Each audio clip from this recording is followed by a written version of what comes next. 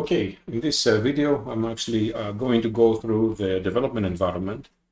The environment is actually Docker-based, and it's actually a good reason why it is such. The Dockers have actually completely monopolized development environments, production environments in the last few years. So we have no choice than kind of adopting them as well. As in many instances, we have to manage our various kind of Python packages. We may want to transition from one project to another without having to be dealing with, the packages kind of messy situations where you are overwriting your, in many instances, your system Python and corrupting, if you like, your system even. So what we suggest from students is to just watch this video, Docker in 1 hour, if you are not familiar with the Docker development environment or Dockers in general. We are also assuming that you are going to be using Visual Studio Code, and this IDE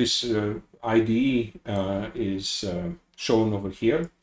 And obviously you are free to use any integrated development environment or even Vim or whatever you would like, but at least in terms of making sure that there is a kind of reasonable workflow and some kind of user experience at a certain level, we just standardize around VS Code, which is for those who have not used it or you're just getting started, it is you can download it from the Microsoft Visual Studio Code website. Be careful, don't download the Visual Studio, just download the Visual Studio Code.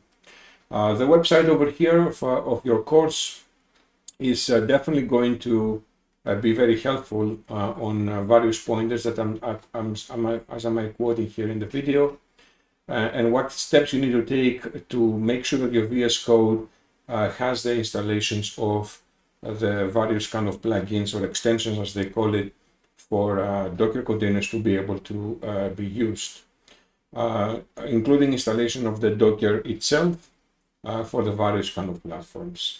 We have tested in this kind of course NVIDIA GPUs, and they're in a Linux environment, more importantly Ubuntu.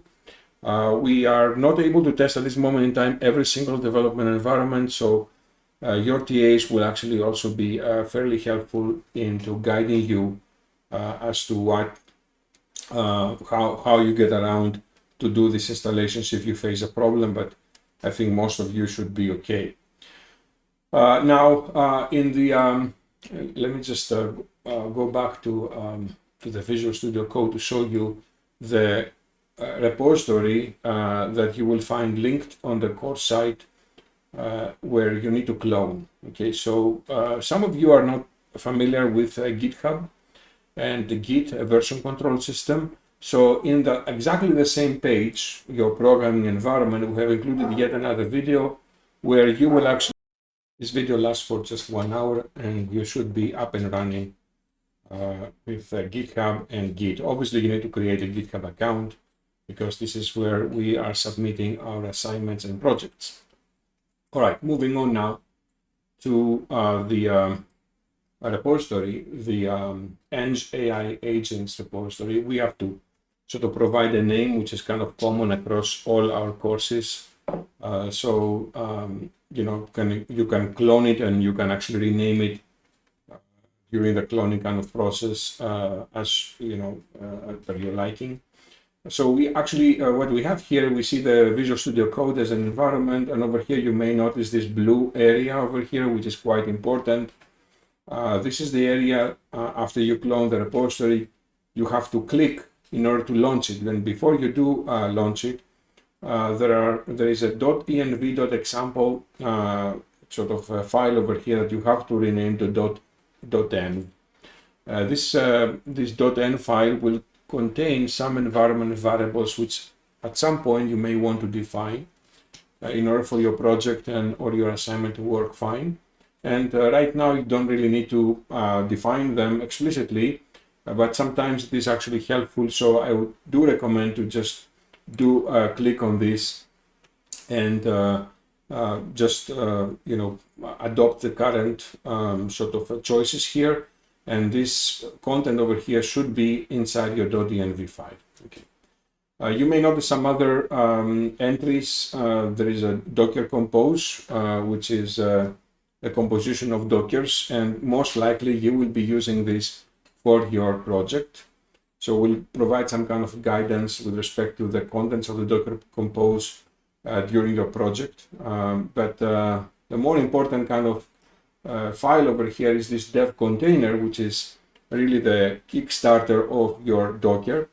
And for those who are in the NVIDIA GPU kind of space, you just set the default value here, you don't change anything.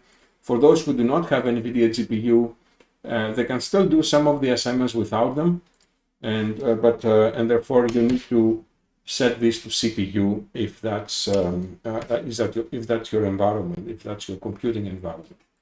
For those who have AMD GPUs, then by the time that you're listening to this video, most likely there will be a Docker container specifically for AMD GPUs. And for those who are on the Mac, exactly the same thing. There will be something that will guide you to sort of set up your environment for the Mac platform. More specifically, in the Mac platform, we are having some issues for the M1 and M2, M3, M4 kind of family. That's the family that we are trying to support the best we can. All right, so the Docker container here, the Docker directory has the Torch CPU and the Torch GPU Docker files. These are the files that you are expected to change to match your assignment and your project requirements. Sometimes, most of the time, you won't have to touch these files. And the only thing you have to do is to add some requirements in terms of Python packages, but sometimes it may be needed.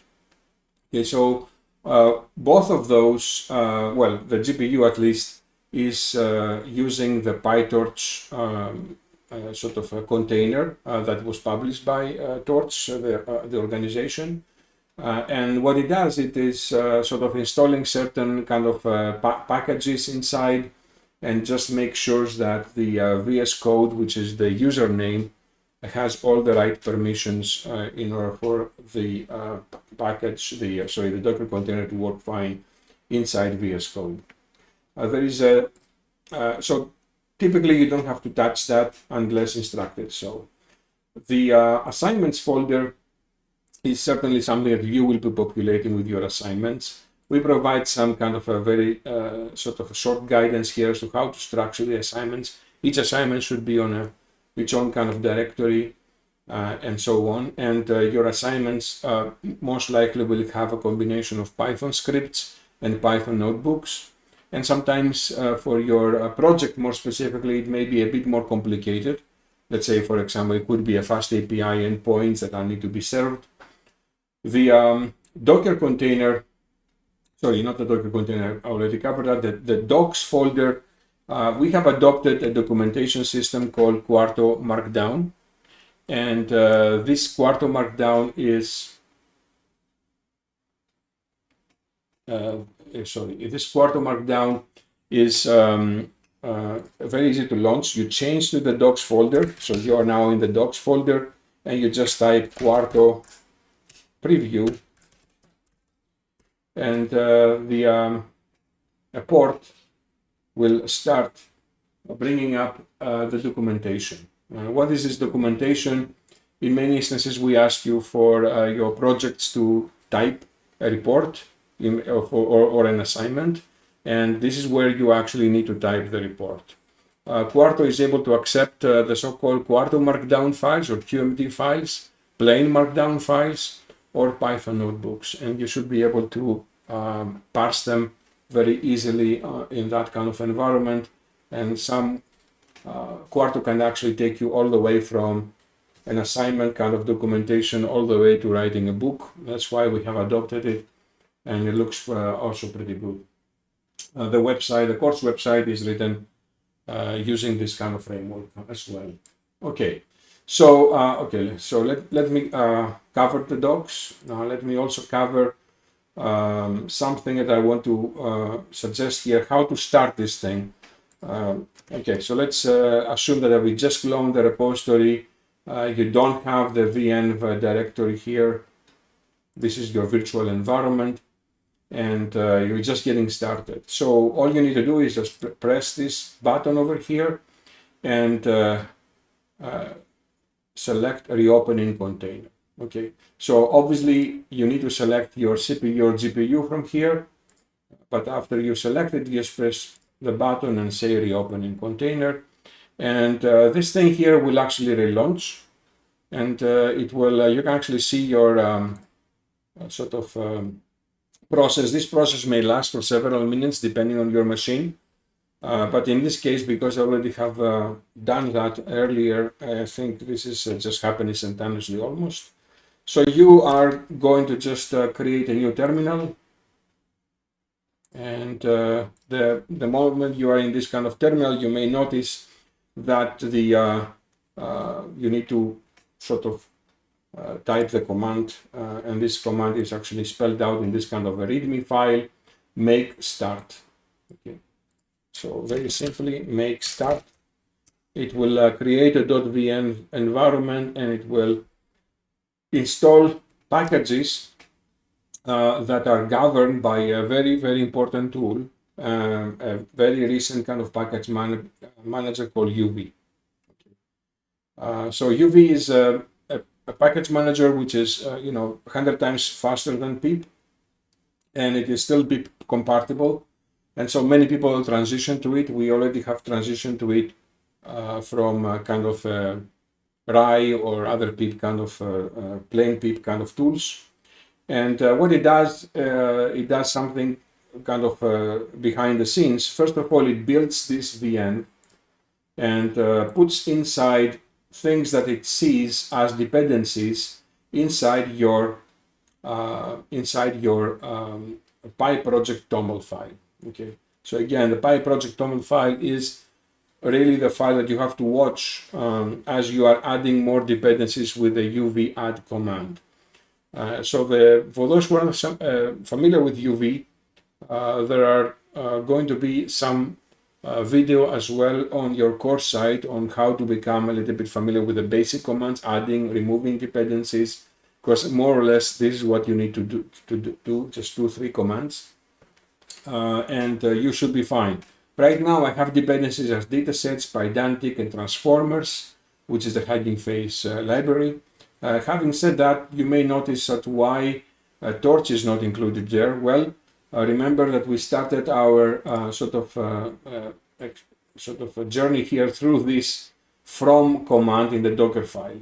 Okay, so the fact that we are inheriting Torch from the sort of base image, as it is called, effectively means that the Torch is already installed inside our Docker container already. What we do not want to do is we do not want to go and reinstall Torch if it is already installed, especially if we need to respect optimized installation versions, already installed versions of that kind of framework or some other kind of library.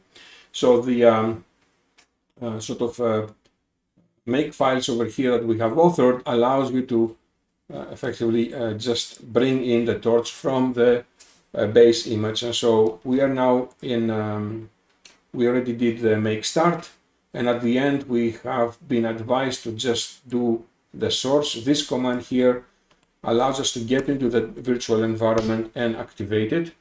Now you may notice that my .venv shows up in the front of the prompt, and therefore I know that I am going to be using the specific Python version, which is obviously compatible with the already installed version from the PyTorch organization that came with the base image, and only the dependencies which I see in my PyProject TOML file will be there under that VM. All other dependencies will arrive through the existing base image. So how to test it? So if I type Python, in this specific version of Python we're using when the video is shot, it's 3.11.13. So if I do import torch, it will import it. And at the same time, if I do transformers, it will also create it. So that's basically it. There is nothing really much to it. You are going now to go into another video where we are actually discussing a little bit about how to use this environment to look at torch, some kind of a basic tutorial on torch tensors. And I'll see you in the next video.